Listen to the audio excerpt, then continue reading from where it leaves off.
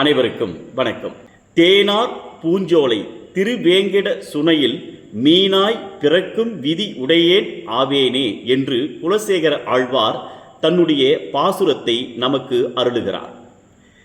அதாவது தேவலோகத்து இந்திரராக இருந்து கிடைக்கக்கூடிய சுகம், மண்ணுலகில் அரசராக இருந்து கிடைக்கக்கூடிய சுகம் இரண்டிலும் எனக்கு விருப்பம் இல்லை.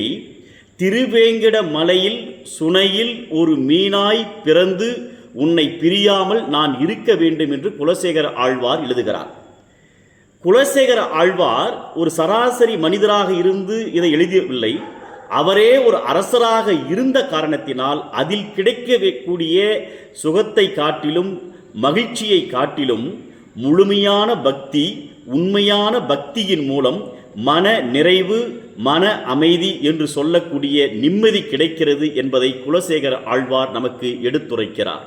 நன்றி, வணக்கம்.